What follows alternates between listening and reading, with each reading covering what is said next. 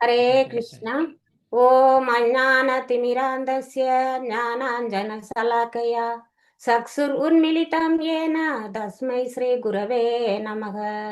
नमो ओं विष्णुपादाय राधिकायै प्रियात्मने श्रीमद्भक्तिवेदान्त भगवद्गीतादास महाराज नामिने। नमो ओं विष्णुपादाय राधिकायै प्रियात्मने श्रीमद्भक्तिवेदान्त नारायणाय नामिने। नमो ओं विष्णुपादाय कृष्णप्रेष्ठाय भूतले श्रीमदे भक्तिवेदान्त स्वामिनिधि नामिने। नमस्ते सारस्वती देवे गौरवाणी प्रचारिणे निर्विशेष शून्यवादी पाश्चात्य देशतारिणे। जय श्री कृष्ण चैतन्य प्रभु नित्यानंदा श्री अद्वैत गदाधर श्रीवासादि गौर भक्त वृंदा। हरे कृष्णा कृष्णा कृष्णा हरे हरे, हरे राम राम राम हरे हरे, हरे कृष्णा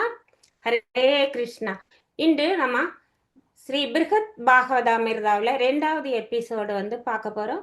அதுக்கு முன்னால் ஃபஸ்ட்டு எபிசோடில் என்ன நடந்தது அப்படிங்கிறத சுருக்கமாக கொஞ்சம் பார்க்கலாம். அதாவது நாரத முனிவர் சிறந்த பக்தர் யார், பகவானின் கருணைக்கு பாத்திரமான சிறந்த பக்தர் யார் அப்படிங்கிறத தெரிந்து கொள்ளணும் அப்படிங்கக்கூடிய ஆசையில் பூலோகத்துக்கு வர்றாரு. அவர் பிரயாக், அதாவது பஞ்சபிரயாக்கில் போய் நீராடுறாரு. அங்கே எல்லா சாதுக்களும் ஒவ்வொருவரை புகழ்ந்து கொள்கிறார்கள். நீங்கள் தான் மிக அழகாக பக்தி செய்கிறீர்கள், நாங்கள் செய்யவே இல்லை அப்படின்னு ஒருவர் புகழ்ந்து கொள்கிறார்கள். இது பக்தர்களுக்கான முதல் லட்சணம். அப்போது அங்கு ஒரு பிரயாகை அந்தனர் வந்தார். தன்னுடைய ஒரு கூட்டத்தோட, தனக்கு ஆதரவான ஒரு கூட்டத்தோட வந்தார். எல்லாருமே மிகச்சிறந்த பிராமணர்களாக செல்வமும் செல்வாக்கும் உடையவர்களாக இருந்தார்கள். அவர்கள் வந்தார்கள். ஒரு அழகான இடத்தை தேர்ந்தெடுத்தார் அந்த பிரயாகை அந்தனர். அவர் அந்த இடத்திற்கு மிகவும் செல்வாக்கு பெற்ற ஒரு அந்தனர் போலும். அதனால அவர் கூட வந்த தொண்டர்கள் எல்லாம் அந்த பஞ்சப்பிரயாகையில சமைத்து விட்டு அவங்க சமைக்க ஆரம்பித்தாங்க. இவர் இந்த பிராமணர் தன்னுடைய சாலக்கிராம வழிபாட்டுக்காக ஒரு மேடையை செய்தார். ஒரு இடத்தை தேர்ந்தெடுத்தார், அதை சுத்தப்படுத்தினார், மெழுகினார், கோலம் போட்டார். திருப்பி அந்த இடத்துல ஒரு சாலக்கிராம சிலாவை வைத்து கொண்டு அதை அவர் வழிபட ஆரம்பித்தார். அவர் வழிபட்ட முறையை பார்த்து நாரத ரிஷி ரொம்ப மகிழ்ச்சி அடைந்தார். உடனே சத்தமா சொல்றாரு, பகவானின் கருணைக்கு பாத்திரமானவர் நீங்கள் தான் அப்படின்னு ரொம்ப சத்தமா சொல்லுறாரு. எல்லா சாதுக்களும் அந்த இடத்துக்கு வர்றாங்க. எல்லாரும் ரொம்ப புகழுறாங்க. புகழ்ந்த உடனே அந்த நாரதருக்கு வெட்கப்படுறாரு. நான் அப்படி பக்தி செய்யலையே, அப்படி என்ன செய்துட்டேன் அப்படின்னு சொல்லிட்டு அவர் வெட்கப்படுறாரு, கோணி குறுகி போயிடுறாரு. அவரு நாரதர்கிட்ட சொல்லுறாரு, நாரத ரிஷி, அப்படி ஒரு பக்தி எனக்கு இல்லவே இல்லை, நீங்க எல்லாம் மிகச்சிறந்த பக்தர்கள், நீங்க இந்த மாதிரி சொல்லலாமா அப்படின்னு கேட்கிறாரு.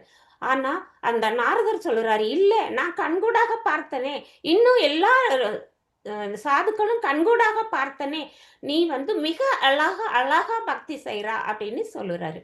ஆனா அந்த அந்த பிராமணர் என்ன சொல்லுறாரு அப்படின்னா, இது எனக்கு உண்மையான பக்தி இல்லை, நான் என்ன பண்ணியிருக்கேன், என்னுடைய வர்ணாசிரம தர்மத்தை மட்டும்தான் நான் கடைபிடிச்சிருக்கேன், எனக்கு பக்தி இருந்ததா எனக்கு தெரியல, நான் ஒரு பிராமண குடும்பத்தில் பிறந்திருக்கிறேன். அப்போ பிராமணருக்குரிய அந்த வழிபாட்டு கடமை என்ன செய்யணும் அப்படின்னா, பக்தி செய்யணும், பிறரையும் பக்தியில ஈடுபடுத்தணும். அதை தான் நான் செய்தேன், மிக பிரமாதமா நான் எதுவுமே செய்யல அப்படிங்கிறாரு.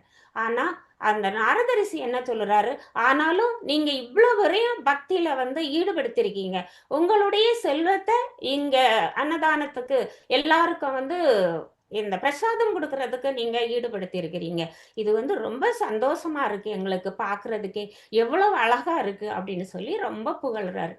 அப்படி இருக்கும்போது நாரதர் பிராமணர் அடுத்த ஒரு கதையை நமக்கு சொல்ல வர்றாரு. இப்போ பிராமணனுடைய கதையை வந்து பார்த்துட்டோம். அடுத்து வந்து அவரு சொல்ல போற கதையை நம்ம பார்க்க போறோம். இந்த ரெண்டுமே நடக்கக்கூடியது வந்து இந்த பூமி கிரகத்துல. நம்ம குருதேவ் வந்து இந்த அத்தியாயத்துக்கு பௌமா அப்படின்னு சொல்லி பெயர் கொடுத்திருக்கிறாங்க. அதாவது இந்த கதையும் அடுத்த கதையும் சேர்த்து முதல் அத்தியாயம் முடியுது. அந்த அத்தியாயத்துக்கு பேர் வந்து பௌமா, அதாவது பூமி கிரகம். இந்த ரெண்டும் பூமி கிரகத்துல நடக்கிறதுனால பௌமா அப்படின்னு சொல்லி பெயர் கொடுத்திருக்கிறாரு. அப்போ இவரு சொல்லுறாரு, பிராமணர் வந்து ஒரு சொல்லுறாரு, அதாவது உண்மையான பக்தி யாருகிட்ட இருக்கு தெரியுமா? பகவானின் கருணை யாருகிட்ட கொட்டி கிடக்குது தெரியுமா? நான் சொல்லுறேன் கேளுங்க தேவரிஷி அப்படின்னு சொல்லிட்டு சொல்லுறாரு. ஹிந்து தக்ஷிணே தேசே யோ மகாராஜா விரஜதேக ஷஹி கிருஷ்ண கிருபா பாத்திரம் யஸ்ய தேசே சுராலயா हिंदू दक्षिणे देशे यो महाराजा व्रजदेह साहि कृष्ण कृपा पात्रम यस्य தேசே சுராலயாக. அதாவது ஹிந்து தக்ஷண தேசே, ஹிந்து தக்ஷணம் அப்படின்னா தக்ஷண பூமி அப்படின்னா நம்ம தென்னிந்தியா. இன்னும் இந்த தென்னிந்தியா தேசத்துல ஹிந்து தக்ஷிணே தேசே, இந்த தென்னிந்தியா தேசத்துல யோ மகாராஜா விரஜதே, ஒரு மகாராஜா இருக்கிறாரு. சஹி கிருஷ்ண கிருபா பாத்திரம், அந்த மகாராஜா எப்படிப்பட்டவர் தெரியுமா? அவருக்கு தான் கிருஷ்ண கிருபை வந்து கிடைச்சிருக்கு. அவருக்கு தான் அந்த கிருஷ்ண கிருபை வந்து கிடைச்சிருக்கு. அப்போ அந்த கிருஷ்ண பக்திக்கு, கிருஷ்ணரின் கருணைக்கு பாத்திரமானவர் அவர்தான். அதனால யஸ்ய தேசே, அந்த தேசத்துக்கு நீங்க போங்க அப்படின்னு சொல்லுறாரு. அப்போ ஹிந்து தக்ஷிணே தேசே யோ மகாராஜா விரஜதே ஷாஹி கிருஷ்ண கிருபா பாத்திரம் யஸ்ய தேசே சுராலயாக, அந்த நாட்டுக்கு போங்க. அங்க என்னை விட மிகச்சிறந்த ஒரு அரசர் இருக்கிறாரு. அவர்தான் பகவானின் கருணைக்கு பாத்திரமானவர். அதனால நீங்க அங்க போங்க ரிஷி அப்படின்னு சொல்லுறாரு. அப்போ நாரத, ஹரே கிருஷ்ணா. அப்போ நாரத ரிஷி வந்து நேரே அங்க பயணிக்க போறாரு. அங்க போறாரு. அந்த நாட்டுக்குள்ள நுழையும் போதே பாக்குறாரு, எல்லா நாட்டுக்குள்ள நுழைஞ்ச உடனே எங்கு பார்த்தாலும் கோயில்கள், எங்கு பார்த்தாலும் பிரசாதம் விநியோகம் நடந்து கொண்டே இருக்கிறது. அந்த அரசர் எப்படிப்பட்ட அரசர் அப்படின்னா, அவர் வந்து சர்வ பௌமா என்று அழைக்கப்படுகிறார். ஏன் அப்படின்னா, அவர் வந்து சர்வ பௌமா, பௌமானா பூமி, இங்க சர்வ பௌமானா அவர் வந்து ஒரு பேரரசர், சக்கரவர்த்தி கிடையாது, பேரரசர். அவருக்கு கீழே நிறைய அரசர்கள் வந்து இருக்கிறாங்க. அப்போ அந்த அரசரனுடைய நாட்டுக்கு நாரத ரிஷி போறாரு. அங்க நுழையிறப்பவே பாக்குறாரு, எங்க பார்த்தாலும் கோயில்கள், அடுத்து சத்திரங்கள், ஒவ்வொரு கோயில அடுத்து ஒரு சத்திரம், அடுத்து பார்த்தா எங்க பார்த்தாலும் பிரசாதம் அப்படி கொட்டி கிடக்குது. அப்ப அதை பார்த்துட்டு அவர் வந்து உள்ள நாட்டுக்குள்ள போறாரு. போன உடனே அவரு அத இவ்வளவு நல்ல பக்தி செய்யறாங்களே அப்படின்னு நினைச்சுக்கிட்டு அங்க உள்ள போறாரு. இங்க என்ன அப்படின்னா, நம்ம தான் இப்போ ஒரு பிருந்தாவனத்துக்கு போறோம் அப்படின்னா என்ன செய்வோம்? அங்க தங்குறதுக்கு இடம் இருக்கா அப்படின்னு பார்ப்போம். 60 நாளைக்கு முன்னாடியே டிக்கெட் போடணும். அப்ப அதுக்கு போக்குவரத்தை பார்ப்போம். திருப்பி எங்க நமக்கு நோ ஆர்லிக், no garlic, no onion food கிடைக்கும் அப்படின்னு பார்ப்போம். தங்குறதுக்கு இடம், வசதிகள் எல்லாம் பார்ப்போம் இல்லையா? பிரசாதம் கிடைக்குமா எல்லாம் பார்ப்போம். ஆனா இந்த நாட்டுக்கு வரக்கூடிய யாத்திரிகர்களுக்கு அந்த கவலையே கிடையாது. ஏன் அப்படின்னா, ஒரு கோயில்ல இருந்து இன்னொரு கோயிலுக்கு போகணும் அப்படின்னா அங்க பிரசாதம் சாப்பிடுறாங்க, அங்கேயே தங்கிக்கிறாங்க, எல்லாம் இலவசம் தான். தங்கிக்கிறாங்க, அடுத்து அடுத்த கோயிலுக்கு போறாங்க, போற இடத்துலயும் அந்த சத்திரங்கள் அவங்களுக்கு அங்க சாப்பாடு கொடுத்துட்றாங்க. அப்போ இப்படி இருக்கும்போது இங்க ஏராளமான பக்தர்கள் வந்து வர்றாங்க. ஏன் அப்படின்னா அவர்களுக்கு எந்த செலவும் இல்லை. அதனால நிறைய பக்தர்கள் வந்து இங்க வர்றாங்க. அப்போ நிறைய பக்தர்கள் வரும்போது அந்த பக்தர்களினுடைய சங்கம் அந்த நாட்டுல இருக்கக்கூடிய மக்களுக்கு கிடைக்குது. அப்போ அந்த வைஷ்ணவர்களின், நல்ல தூய வைஷ்ணவர்களினுடைய சாது சங்கம் அங்க இருக்கக்கூடிய மக்களுக்கு வந்து கிடைக்கிறது. ஏன்னா அங்க இருக்கக்கூடிய மக்களும் எப்படி இருக்கிறாங்கன்னா, பக்தியில் வந்து மிகச்சிறந்தவர்களாக இருக்கிறாங்க. அப்படி ஒரு பக்தி செய்யறாங்க. ஏன் அப்படின்னா அங்க அரசரே அப்படி பக்தி செய்யறாரு. அதாவது அந்த கோயில்களை எல்லாம் அரசரே சுத்தப்படுத்துறாரு. அதை பார்த்துட்டு அங்க இருக்கக்கூடிய மக்களும் அதே மாதிரி ஆலயங்களை எல்லாம் சுத்தப்படுத்துறாங்க. அப்போ எல்லா சேவையிலையும் அவர்கள் வந்து மக்களும் ஈடுபடுறாங்க, அரசனும் ஈடுபடுறாங்க. நம்ம அம்பரீஷ் மகாராஜா கதை பார்த்திருப்போம் இல்லையா? அவர் வந்து தன்னுடைய புலன்கள் எல்லாத்தையும் பகவானினுடைய சேவையில ஈடுபடுத்தினாரு. அதே போலத்தான் இங்க இந்த அரசன் என்ன செய்யறாரோ அதை வந்து அந்த நாட்டுல இருக்கக்கூடிய மக்களும் அதையே பின்பற்றுறாங்க. அதாவது பகவத்கீதையில சொல்லப்படுறதுல அந்த தலைவன் எவ்வாறு இருக்கிறானோ அதே போலதான் அந்த நாட்டு பிரஜைகளும் இருப்பாங்க அப்படின்னு சொல்லப்படுது இல்லையா? அதே போல இங்க அதே மாதிரி இருக்கிறாங்க. அதாவது இவர்களினுடைய குறிக்கோள் என்ன அப்படின்னா பகவானை திருப்திப்படுத்துறது, பகவானுக்கு சேவை செய்யணும், பகவானை திருப்திப்படுத்தணும். அது ரெண்டும் தான் இவர்கள் வந்து செய்யக்கூடிய செயல். அதாவது எல்லாமே பகவானுக்கு அப்படிங்கக்கூடிய நிலையில வந்து அவங்க வந்து அப்படி ஒரு சர்வீஸ் வந்து பண்ணிட்டு இருக்காங்க. இனி பாத்தீங்கன்னா அங்க நல்ல சாது சங்கம் கிடைக்கிறதுனால எல்லாரும் வெளிநாட்டுல இருந்து வர்றவங்க வந்து இது நல்ல வசதியா இருக்கே, நமக்கு எல்லாமே கிடைக்குதே, இங்கேயே நம்ம நிரந்தரமா இருந்துட்டா என்ன அப்படின்னு சொல்லிட்டு அங்கேயே உட்கார்ந்துடுறாங்க. அந்த நாட்டிலேயே அவங்க உட்கார்ந்துடுறாங்க. அதனால அங்க வந்து எல்லாம் பக்தி தான், பக்தி தவிர எதுவுமே இல்லை, அப்படி ஒரு இது இருக்குது. அப்போ அதுல இருக்கும்போது அங்க ஒரு கோயில் இருக்குது, அந்த அரண்மனையை ஒட்டி இன்னொரு கோயில் இருக்குது. இந்த கோயில் வந்து அரசன் கட்டி வச்சிருக்கிறாரு. அந்த அரசன் கட்டி வச்சிருக்கிற அந்த கோயில் எப்படி இருக்குது அப்படின்னா அது பகவானே நேரடியாக வந்து நிற்பது போல ஒரு தோற்றம். அதாவது அதை வந்து அவர் இந்த பகவானுடைய கண்கள் வந்து தாமரை மலர் போல இருக்கும். அதே போல அந்த ஆலயத்துல இருக்கக்கூடிய அந்த கிருஷ்ணரினுடைய ராதாராணியினுடைய கண்கள் எல்லாமே இந்த மாதிரி தாமரை இதழ் போலவே இருக்குது. அதனால லோட்டஸ் ஐ கிருஷ்ணா, அதாவது அவ்வளவு அழகான ஒரு கிருஷ்ணா விக்கிரகம். அது கிருஷ்ணாவும் ராதாராணியும் நேரே வந்து நிக்கிற மாதிரி இருக்கு, உண்மையாவே நிஜமாவே நிக்கிறது மாதிரி அப்படி ஒரு விக்கிரகம் வந்து அங்க இருக்கு. அப்போ எல்லாரும் அந்த விக்கிரகத்தை பாக்குறதுக்கே வெளிநாடுகள்ல இருந்து வர்றாங்க. அப்போ அந்த அளவுக்கு அழகா இருக்குது அந்த விக்கிரகம். அப்போ அந்த விக்கிரகத்துல முழுசும் அந்த அரசனே சேவை செய்யறாரு, அப்படி இருந்துக்குது. அடுத்து பாத்தீங்கன்னா இந்த அரசாட்சி அவ்வளவு அழகா இருக்கிறதுனால இங்க வந்து துக்கமோ பயமோ மக்களுக்கு இல்லை. ஏன் அப்படின்னா நல்ல ஆட்சி நடக்குது, ஒரு மனிதனுக்கு என்ன எல்லாம் தேவையோ அது எல்லாம் அங்க இலவசமா கிடைக்குது. தங்குறதுக்கு இடம் கிடைக்கிறது, உணவு கிடைக்கிறது, எல்லாமே பக்தி கிடைக்குது, எல்லாமே கிடைக்குது. அதனால அங்க இருக்கக்கூடிய மக்கள் வந்து ஒரு துக்கமோ பயமோ இல்லாம சந்தோஷமா வாழ்றாங்க. அப்போ அப்படி ஒரு அரசாட்சி, அப்படி எங்க பார்த்தாலும் ஒரு அமைதி, வழிபாடு பிரசாதம், வழிபாடு பிரசாதம், அந்த மாதிரி இருக்குது. அந்த மாதிரி இருக்கும்போது அங்க விளைச்சல் எல்லாம் எப்படி இருக்கு அப்படின்னு பார்த்தோம் அப்படின்னா நம்ம நாட்டிலே மழை பெய்யுது. அதாவது எப்போ மழை தேவையோ அப்போ பெய்யாது, எப்போ வேண்டாமோ அப்போ பெய்து இருக்கக்கூடிய விளைச்சலெல்லாம் அழிச்சிட்டு போயிடும் இல்லையா? அப்போ அந்த மாதிரி இங்கே இருக்குது. ஆனா அங்க எப்படி இருக்குது அப்படின்னா மழை எப்போ தேவையோ அப்போ அந்த நாட்டுல மழை பெய்யுது, அதே மாதிரி எப்போ வேண்டாமோ அப்போ பெய்யல, எவ்வளவு தேவையோ அந்த அளவுக்கு மழை பெய்யுது. அதாவது நம்மெல்லாம் பாக்குறோம், இப்போ ஒண்ணு அதிகமா மழை பெய்யுது அழிவு வருது, அல்லது மழையே இல்லாம வறட்சி வருது. ஆனா இந்த நாட்டுல எப்படி அப்படின்னா எவ்வளவு தேவையோ தேவைக்கேற்ப மழை வருது, அதே மாதிரி தேவை இல்லாத காலத்துல மழை இல்லை, அதிகமான மழையும் இல்லை. அப்படி மக்கள் வந்து அந்த இயற்கை சீற்றங்களிலிருந்து விடுபட்டவர்களா அப்படி சந்தோஷமா வாழ்றாங்க. அப்படி விளைச்சல் எப்படி இருக்குது அப்படின்னா அதாவது விதையை போட்டா போதும், தண்ணி பாய்க்க வேண்டியதில்லை, அது மழையே பெஞ்சிருது, உரம் போட வேண்டியதில்லை, உழ வேண்டியதில்லை. அதே மாதிரி கட்டுக்கட்டா கதிர்கள் வந்து அறுத்து நெல் வந்து தானியங்கள் வந்து கிடைக்குது. அப்போ அவ்வளவு சந்தோஷமா மக்கள் இருக்கிறாங்க, மழையும் விளைச்சலும் அப்படி இருக்குது. அதனால அந்த அதையெல்லாம் பார்க்குறாரு இந்த நாரத ரிஷி. அப்படி பார்த்துக்கிட்டு திருப்பி இப்படி ஒரு நாடா அப்படின்னு அவருக்கு ரொம்ப சந்தோஷமா இருக்குது. சந்தோஷமா இருந்த உடனே இப்பதான் அந்த நாரதர் வந்து அந்த ராஜாவை வந்து பார்க்க போறாரு. அந்த ராஜாவை பார்க்க போய் நீ எவ்வளவு கொடுத்து வச்சவன் தெரியுமா? அதாவது நீ வந்து எப்படி பண்ணியிருக்கா, உன்னுடைய நாட்டு மக்கள் எல்லாருக்கும் பக்தி கொடுத்துருக்குறா, பிரசாதம் கொடுக்குறா. அதனால உன்னுடைய நாட்டுல வந்து இவ்வளவு மக்கள் வந்து பக்தியில ஈடுபடுறாங்க, எனக்கு கேட்கவே எவ்வளவு பெருமிதமா இருக்கு தெரியுமா?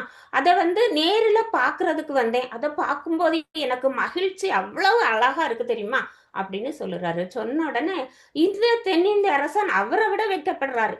அந்த பிராமணரை விட அதிகமா வெட்கப்படுறாரு. வெட்கப்பட்டு, ஐயோ நாரத ரிஷி என்ன சொல்றீங்க, நான் என்ன பண்ணிட்டேன் அப்படின்னு வந்து அவரு சொல்றாரு. அப்போ நீங்க அந்த நாட்டுல பாருங்களேன், உங்க மக்கள் வந்து அமைதியா வாழ்றாங்க, பயம் இல்லாமல் வாழ்றாங்க, பக்தி எப்படி பண்றீங்க, எவ்வளவு அழகா பக்தி நடக்குது. அப்போ இதெல்லாம் எப்படி பகவானின் கருணை இல்லை அப்படின்னா இதெல்லாம் நடக்குமா? அதனால பகவானினுடைய கருணை உங்ககிட்ட தான் கொட்டி இருக்குது. பகவானின் கருணைக்கு பாத்திரமானவர் நீங்கள் மட்டும்தான், வேற யாருமே கிடையாது அப்படின்னு சொல்லி புகழறாரு. புகழ்ந்த உடனே அந்த அரசர் சொல்லுறாரு, நாரத ரிஷி, என்கிட்ட இருக்கக்கூடிய செல்வம் எல்லாம் ஒரு செல்வமா அப்படின்னு சொல்லுறாரு. அடுத்து சொல்லுறாரு, இந்த செல்வத்தை வச்சு நான் என்ன சந்தோஷத்தை அடைகிறேன், இது வந்து எனக்கு துக்கத்தை தான் கொடுக்குது அப்படின்னு சொல்லுறாரு. இந்த செல்வத்தினால எனக்கு துக்கம் தான் கிடைக்கிறதே தவிர எந்த சந்தோஷமும் எனக்கு கிடைக்கலையே அப்படின்னு சொல்லுறாரு. அப்போ இவரு சொல்லுறாரு, அப்படின்னா நீங்க சந்தோஷம் அப்படின்னா எதை சொல்லுறீங்க அப்படின்னு வந்து கேட்குறாரு. அதாவது நான் இவ்வளவு செல்வம் இருக்கு, மக்களை எல்லாம் நான் பக்தி சேவையில ஈடுபடுத்துறேன், என்னுடைய புலன்களை எல்லாம் நான் பக்திக்காக தான் செய்கிறேன். ஆலயங்களை செயல் பண்றதுக்கு, அதே மாதிரி பூஜைக்கு, பகவானை திருப்திப்படுத்துறதுக்கு, எல்லாத்துக்கும் தான் என்னுடைய புலன்களை எல்லாமே நான் செயல்படுத்துகிறேன். இதெல்லாம் நான் எதுக்கு செய்கிறேன்னு தெரியுமா? நான் இதை மாதிரி ஒரு பக்தி காரியத்தில் நான் மக்களை கொண்டு போகலை அப்படின்னா மக்கள் எல்லாம் பாவ செயல்களை வந்து ஈடுபடுத்திடுவாங்க.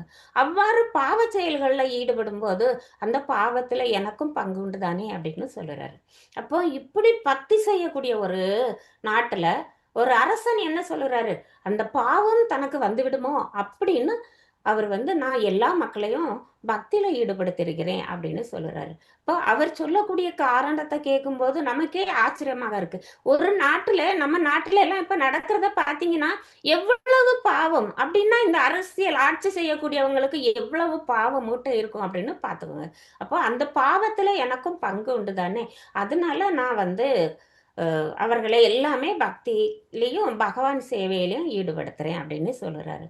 அடுத்து 2வது சொல்லுறாரு, இவ்வளவு செல்வம் இருந்து எனக்கு என்ன பயன் நாரதரே, எனக்கு பிறப்பு இறப்பு அந்த சக்கரத்துல நான் சுழன்று கொண்டே தானே இருக்கிறேன், இந்த பிறப்பு இறப்புக்குள்ள தானே இருக்கிறேன், அப்படி இருக்கும்போது பகவானின் கருணை எனக்கு எங்க இருக்குது அப்படின்னு வந்து சொல்லுறாரு. திருப்பி நாரதர் என்ன சொன்னாரு, நீங்க வந்து இந்த நாட்டுல வந்து பயமும் துக்கமும் இல்லை அப்படிங்கிறாரு. ஆனா இவரு சொல்லுறாரு, இந்த மகாராஜா சொல்லுறாரு, நான் பயத்திலேயே வாழ்கிறேன் அப்படின்னு சொல்லுறாரு. இந்த ஜட உலகத்துல எங்க பார்த்தாலும் பயம், அதாவது இந்த பயங்கரத்துல தான் நான் வாழ்கிறேன். அப்போ இந்த ஜட உலகம் வந்து பயங்கரமானது அப்படிங்கிறத அவர் வந்து சொல்லுறாரு. இதே பகவானே சொல்லுறாரு, இது துக்காலயம் அசாஸ்வதம்னு சொல்லுறாரு. இது வந்து துக்கங்கள் நிறைந்த இடம், அதே மாதிரி நிரந்தரமற்ற உலகம் அப்படின்னு பகவான் சொல்லியிருக்கிறாரு. அதை தான் இவரும் சொல்லுறாரு. நான் வந்து என்ன பண்ணிட்டு இருக்கேன், இங்க இவ்வளவுதான் செய்தாலும் இந்த ஜட உலகத்துல வந்து நான் வந்து சிக்கி இருக்கிறேனே அப்படின்னு சொல்லுறாரு. அதே மாதிரி அந்த பிறப்பு இறப்பு மூப்பு பிணி இது எல்லாத்துலயும் நான் அனுபவிச்சுட்டு இருக்கிறேனே அப்படின்னு சொல்லுறாரு. அப்போ செல்வங்களை கொண்டு எந்த பிரயோஜனம் கிடையாது, செல்வத்துக்கும் இதுக்கும் சம்பந்தம் இல்லை.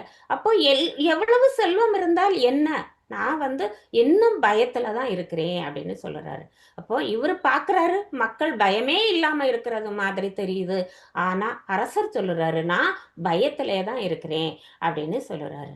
அடுத்து என்ன சொல்லுறாரு அப்படின்னா, என்னுடைய நாட்டுல துன்பம் இல்லை துன்பம் இல்லை அப்படின்னு சொல்றீங்களே, ஆனா அதி ஆத்மிகா, அதி பௌதிகா, அதி தெய்வீகா என்று சொல்லக்கூடிய அந்த 3 அந்த துன்பங்களிலே நாங்க ஈடுபடுறோம் அப்படின்னு சொல்லுறாரு.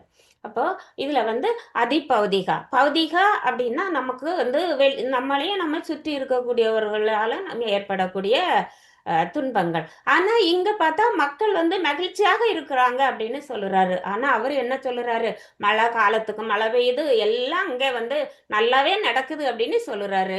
ஆனா இவரு என்ன சொல்லுறாரு, நான் வந்து இந்த சிக்கல்ல மாட்டியிருக்கேன், அது ஆத்மிகா, அதே மாதிரி என்னுடைய மனதாலும் உடலாலும் ஏற்படக்கூடிய அந்த துன்பங்கள் தெய்வீகா, அந்த இயற்கையினால ஏற்படக்கூடிய துன்பங்கள், இதுல எல்லாம் நான் சிக்கி தான் இருக்கேன் அப்படின்னு சொல்லுறாரு. அடுத்து முக்கியமா என்ன சொல்லுறாரு அப்படின்னா, நான் முக்குணங்களில சிக்கி இருக்கேன் அப்படின்னு சொல்லுறாரு. அதாவது இந்த ஜட உலகத்திற்கு வந்துட்டோம் அப்படின்னாலே முக்குணங்களினுடைய தாக்கம் வந்து நமக்கு வந்துவிடும். அதை வந்து அந்த மகாராஜா தெளிவா சொல்லுறாரு.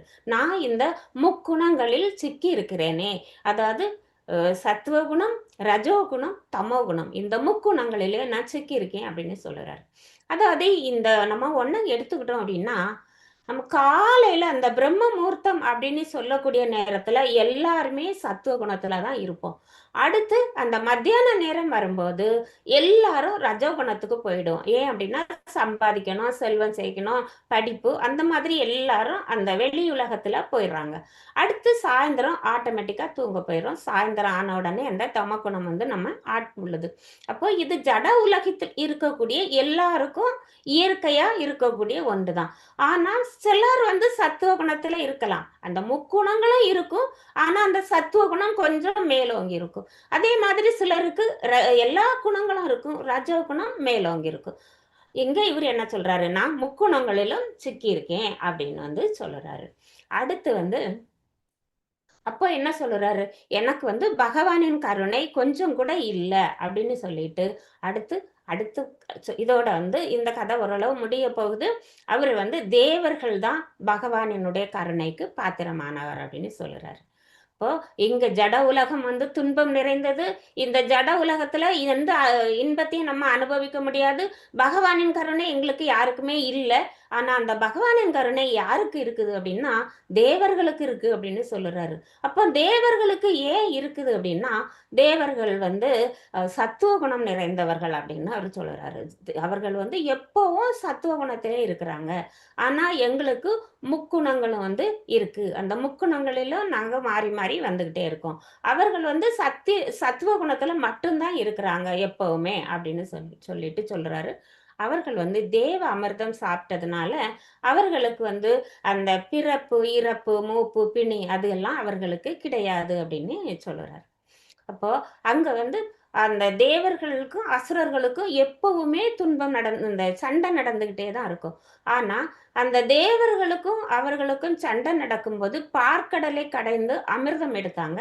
அப்ப அந்த பார்க்கடல் அமிர்தத்த தேவர்களுக்கு மட்டும் தான் கிடைத்தது. அதாவது அசுரர்கள் வந்து அத பிடுங்கிட்டு போயிட்டாங்க.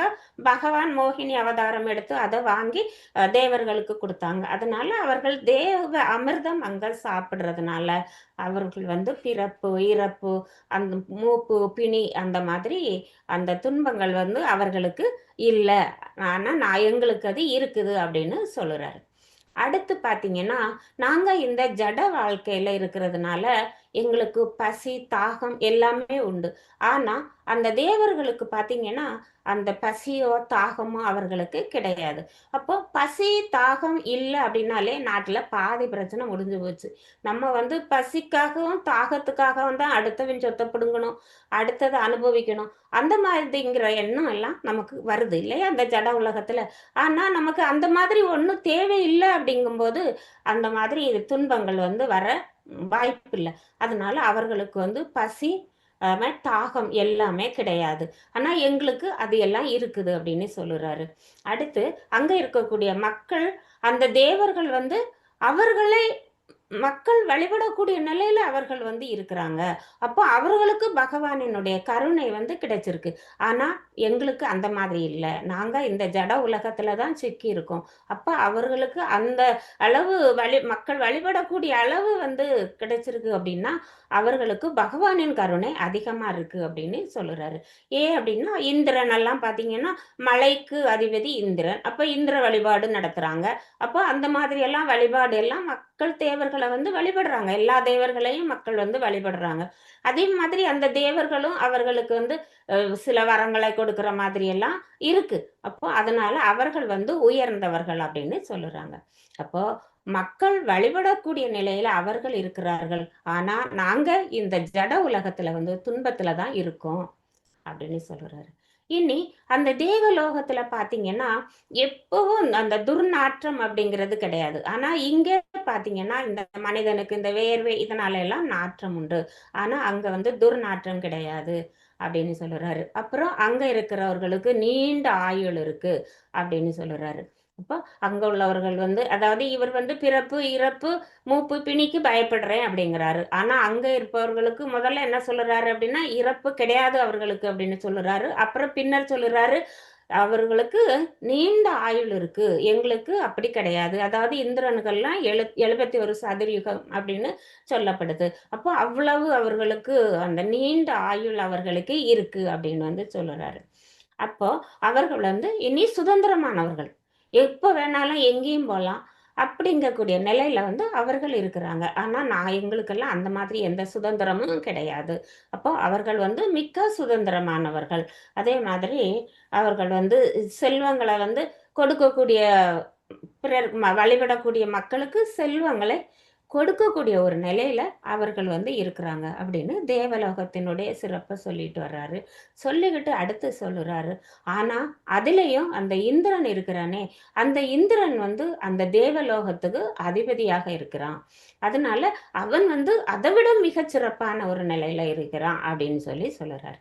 அப்போ இங்க வந்து அந்த இந்திரன் வந்து ரொம்ப அனுபவிக்கிறான் அப்படிங்கிறத வந்து இவரு சொல்லுறாரு. ஆனா இந்த ஜட உலக வாழ்க்கையில அந்த மாதிரி எல்லாம் இல்ல. அப்படி இருக்கும்போது அங்க தான் பகவானின் கருணை இருக்குது. எங்களுக்கு வந்து அந்த மாதிரி இல்ல அப்படின்னு சொல்லுறாரு. அடுத்து அவரு சொல்லுறாரு, அங்க தேவலோகத்தினுடைய தலைவன் வந்து இந்திரன். ஆனா அந்த இந்திரன் எப்படிப்பட்டவன் அப்படின்னு சொன்னா, அவன் வந்து அமிர்தம் கடையும்போது வந்த ஐராவத யானைய அவன் வச்சிருக்கிறான். அதே மாதிரி உத்திரஸ்வ குதிரை அவனுக்கு கிடைச்சிருக்கு. காமதேனு பசு அவனுக்கு கிடைச்சிருக்கு. அதே மாதிரி அந்த இந்திரலோகத்துல வந்து நந்தநந்தனா தோட்டம் இருக்குது. அதே மாதிரி எல்லாமே சொல்லிக்கிட்டே வர்றாரு. அந்த தேவலோகத்தினுடைய சிறப்புகள வந்து சொல்லிக்கிட்டே இருக்கிறாரு. அப்போ அமிர்தம் கடையும்போது அதுல இருந்து கிடைக்கக்கூடிய பொருட்கள் எல்லாமே இந்திரனுக்கு தான் இருக்கு. அப்போ எல்லாமே இந்திரன் வச்சிருக்கான். அப்போ இந்திரன் தான் பகவானின் கருணைக்கு பாத்திரமானவர் அப்படின்னு சொல்லி கடைசியில வந்து கொண்டு முடிக்க போறாரு. அப்போ எல்லாமே அங்க இருக்கு. அதே மாதிரி சுதர்மா மண்டபம் அங்க இருக்கு. எல்லாமே அங்க இருக்கு அப்படின்னு சொல்லுறாரு. அதாவது சுதர்மா மண்டபம் வந்து இந்திரலோகத்துல இருந்ததுதான். அத திருப்பி துவாரகைக்கு பகவான் வந்து எடுத்துட்டு போயிட்டாரு. அப்ப அந்த சுதர்மா மண்டபம் எப்படிப்பட்ட மண்டபம் அப்படின்னா, அதாவது எவ்வளவு பேரு அந்த மண்டபத்துல இருக்கிறாங்களோ அந்த அளவுக்கு இடம் கொடுக்கும். நிறைய பேர் கூடுதலா இருந்தா அது பெருசாயிக்கும். அத கொஞ்சம் ஆட்கள் இருந்தா சின்னதாயிக்கும். அதே மாதிரி நிறைய வெளிய வந்து ரொம்ப வெப்பமா இருந்தா அது குளிர் குடுக்கும். குளிரா இருந்தா வெப்பமா இருக்கும். எது நமக்கு தேவையோ அந்த மாதிரி அந்த சுதர்மா மண்டபம் இருக்கும். அப்போ அந்த மண்டபம் கூட அது இந்திரலோகத்துல தான் இருக்கு. அது இந்திரன்கிட்ட தான் இருக்கு அப்படின்னு சொல்லி இந்த அந்தணர் வந்து சொல்லுறாரு. அப்புறம் சொல்லிட்டு முக்கியமா ஒண்ணு சொல்லுறாரு. நெறைய விக்கிரகங்கள் வச்சு நான் வழிபடுறேன். நெறைய கோயில் கட்டி அங்க பிரசாதங்கள் எல்லாம் கொட்டி கிடக்குது. அப்படின்னெல்லாம் சொல்றீங்களே! நான் வந்து அங்க விக்கிரகங்கள் வச்சிருக்கிறது உண்மைதான். அதே மாதிரி நான் பிரசாதம் வந்து குடுக்குறது உண்மைதான். பகவானுக்கு பிரசாதங்கள் எல்லாம் குடுக்குறது உண்மைதான். விதவிதமான பிரசாதங்கள் வந்து நான் குடுக்குறேன் எல்லாருக்கும். ஆனா, அவர் வந்து சாப்பிடுறாரா, சாப்பிடலையா அப்படிங்கிறது எங்களுக்கு தெரியாதே! நாங்க பிரசாதத்த வந்து குடுத்துவிட்டு நாங்க போயிர்றோம். திருப்பி அதை எடுத்துக்கிறோம். அவரு சாப்பிடுறாரா, சாப்பிடலையா அப்படின்னு எங்களுக்கு எப்படி தெரியும்? ஆனா தேவலோகத்துல அப்படி இல்ல. தேவலோகத்துல தேவலோகத்துல விஷ்ணுவே உபேந்திரனாக பிறந்து, வாமன ரூபத்துல வந்து அவர் வைக்கக்கூடிய பிரசாதத்தை அவர் வந்து வாங்கிட்டு போறாரு. அப்போ விஷ்ணு நேரடியாக நிவேதனத்த வந்து ஏற்கிறாரு. அப்போ நேரடியா நிவேதனத்தை ஏற்கக்கூடிய அளவுக்கு அந்த இந்திரன் வந்து குடுத்து வச்சிருக்கிறான். அப்போ நாங்க இவ்வளவுதான் செய்தோம். எங்களுக்கு அந்த அந்த நாங்க வைக்கக்கூடிய நிவேதனத்த ஏற்கிறாரா, ஏற்கலையான்னு தெரியல.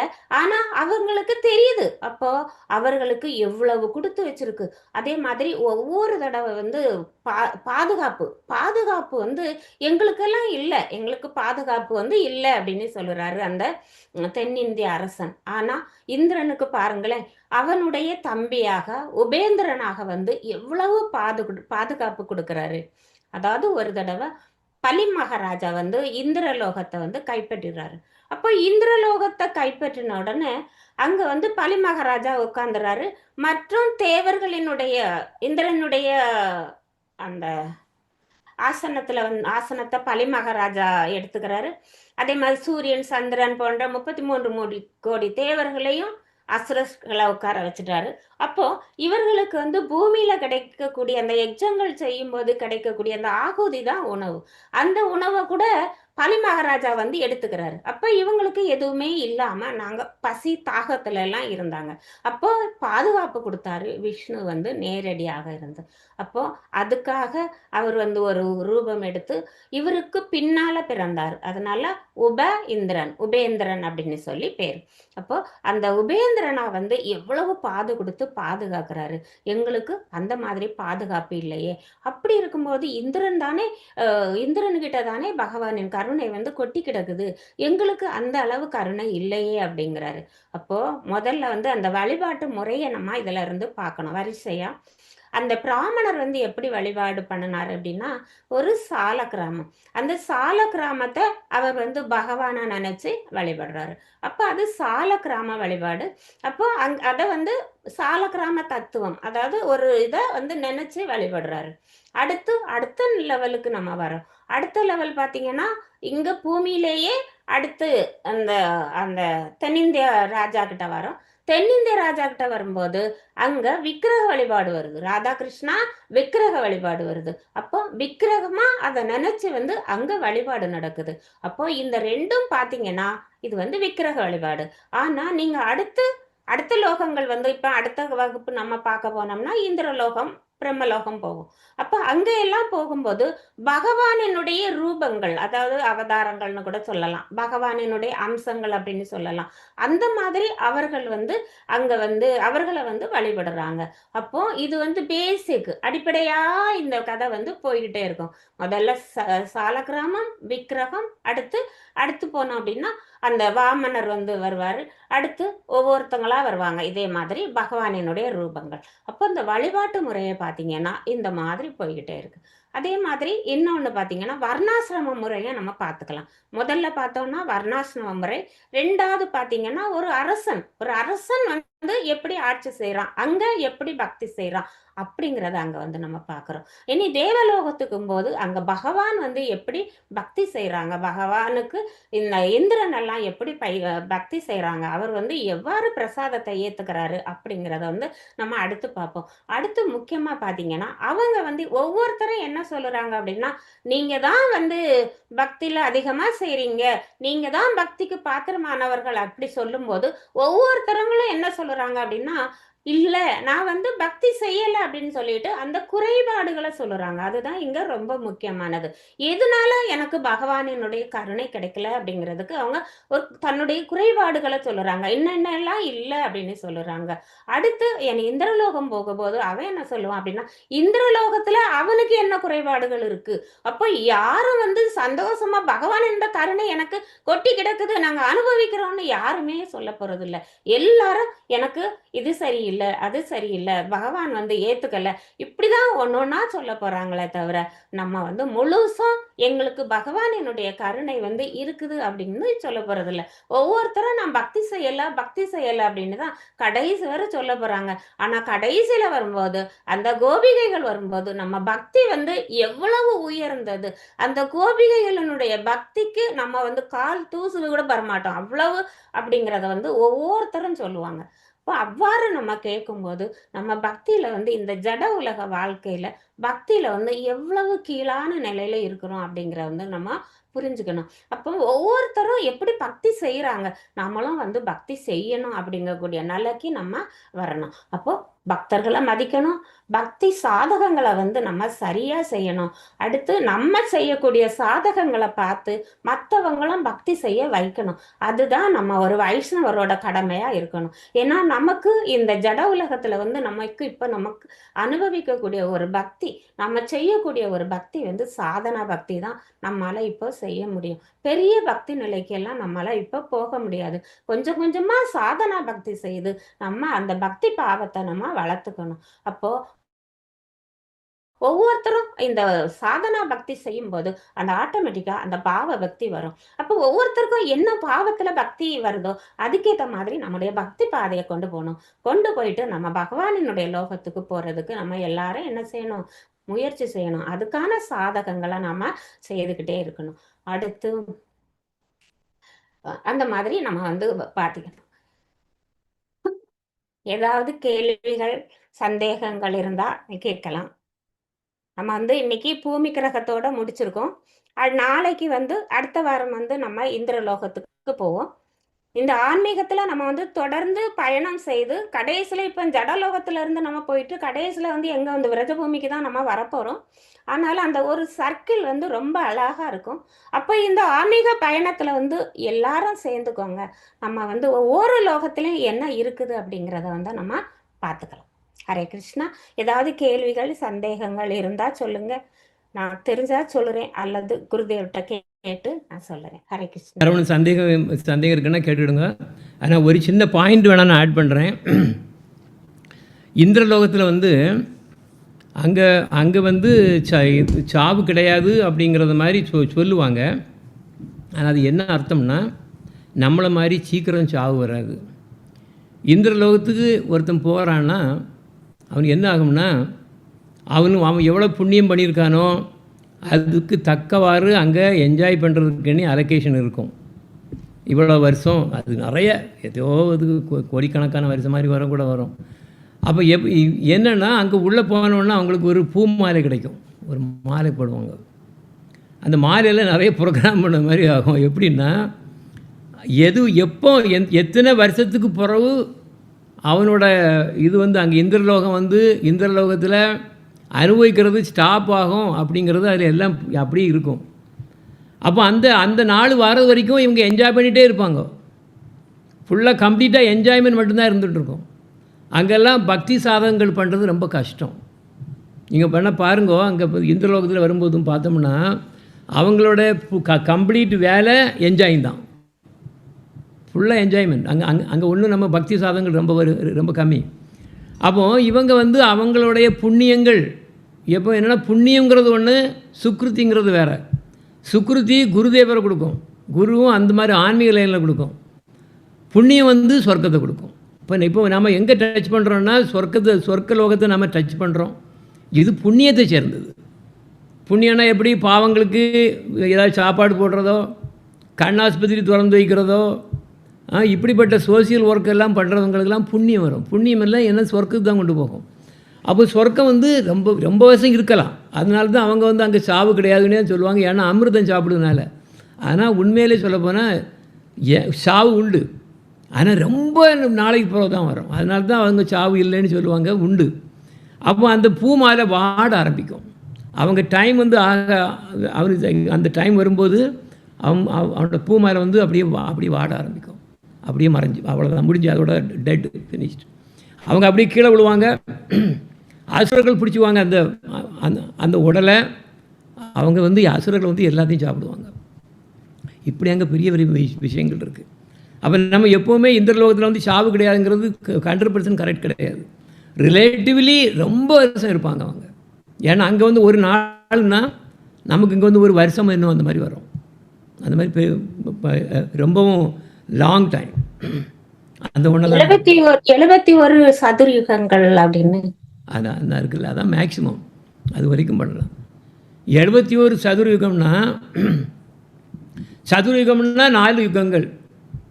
4 யுகங்கள் வந்து போகிறதுக்கு 4.32, அதான் ஒரு நேரம் சுற்றுறது. 4.32 மில்லியன் பகல், 4.32 மில்லியன் நைட்டு. அப்போ 8.64 மில்லியன் வந்து ஒரு நேரம் போகிறது. அப்போ இது 71 நேரம் போகலாம். அப்போ அதனால தான் அவங்களுக்கு இறப்பு இல்லைன்னு சொல்கிறது. ஆல்மோஸ்ட் இல்லைன்னு அர்த்தம். ரொம்ப நாள் இருப்பாங்க அவங்க. சரியா? அந்த ஒன்று தான் நான் ஆட் பண்ண போகிறேன். சரி, அதே மாதிரி அந்த இந்திரலோகத்துல வந்து பயம் இல்ல அப்படின்னு சொல்லி அந்தனர் சொல்றாரு. ஆனா இந்திரலோகத்திலயும் பயம் இருக்கு. அசுரர்களால ரொம்ப தொந்தரவு ஏற்படும். அதனால பயந்துதான் வாழ்கிறோம் அப்படின்னு சொல்லுவாரு. அது வந்து அடுத்த இதுல அந்த இந்திரலோகத்துல வரணும். பயத்துலதான் நாங்களும் வாழ்ந்துகிட்டு இருக்கோம் அப்படின்னு இந்திரலோகத்துல இருக்கிறவங்களும் அதை தான் சொல்றாங்க. நாங்க பயம் இல்லாம இல்லை. பயம் வந்து ஆக்சுவலாக ஏன்னா பிரம்மலோகம் வரைக்கும் பயம் இருக்கும். ஆனால் குறைவாக போகும். நமக்கு எப்பவும் பயம். அதான் குருதேவர் சொல்லுவார், ஒரு ஸ்டெப் நாம் எடுத்து வெளியே வச்சாலே பயமாக தான் இருக்கும். என்ன நடக்குன்னு தெரியாது, நம்ம போகிறோம் என்ன நடக்குன்னே தெரியாது. Every step you take there is a danger. ஆனால் இந்த லோகத்தில் வந்து கொஞ்சம் கம்மி. ஆனால் அவங்களுக்கும் பயம். இப்படி அசுரர்கள் எப்பவும் பிரச்சனை பண்ணிட்டே இருப்பாங்க. ஏன்னா ஏன் இப்படி ஆண்டவன் அப்படி ஏன் அப்படி கிருஷ்ணன் படைச்சி வச்சுருக்காருன்னா, அவங்க வந்து என்ஜாய் மூடில் இருக்காங்க. எங்கெல்லாம் என்ஜாய் மூடில் இருக்காங்களோ அவங்களுக்கு இப்படி பயம் போகும். இதுதான் பிரச்சனை. நாம் என்ஜாய் பண்ணணும் அப்படிங்கக்கூடிய ஒரு மூடு இருந்ததுன்னா நமக்கு நிச்சயமாக பயம் வரும். இல்லை எனக்கு என்ஜாய்மெண்ட் தேவையில்லை, எனக்கு எது கிருஷ்ணரோட மகிழ்ச்சி மட்டும்தான் எனக்கு தேவைன்னு இருந்தோம்னா பயமே கிடையாது. அதனால தான் டிவோட்டிஸ் எப்போவும் ஒரு நாளும் பயம் கிடையாது. அவங்க எல்லாத்தையும் தாண்டினவங்க. அப்போ நமக்கு இது வேணும் அது வேணும்னு நம்ம ஆண்டவங்கிட்ட கேட்டோம்னா நாம் என்ஜாய் பண்ணுறதுக்கு நம்ம நினைக்கிறோம். இந்த உலகத்தில் நாம் ஃபுல்லாக அப்படித்தான் ஒரு நேரம் நமக்கு வந்த பிரச்சனையை வந்து தீர்த்து வச்சாலும் கூட அடுத்த பிரச்சனை உடனே வரும். ஒரு பிரச்சனை முடிஞ்சவொன்னே அடுத்த பிரச்சனை வரும். அப்போ இதுதான் இந்த ஜட உலகம். எப்போவுமே பயத்தில் தான் இருக்கும், எப்போவுமே ப்ராப்ளத்தில் தான் இருப்போம். ஆனால் இந்த லோகம் அப்படி கிடையாது, ரொம்ப ரொம்ப கம்மி. ஆனால் இருந்தாலும் பயம் உண்டு. அசுரர்கள் அப்பப்போ உபத்திரவம் பண்ணிகிட்டே இருப்பாங்க. வாரம் நடக்கும், பெரிய வாரெலாம் நடக்கும், நிறைய நடந்திருக்கு, எத்தனையோ நடந்திருக்குல்ல. சரி, வேறு உங்களுக்கு ஏதாவது கொஸ்டின்? ஹரே கிருஷ்ணா. பிரகத் பாகவதத்தை எழுதினது யாரு? சனாதன் கோஸ்வாமி.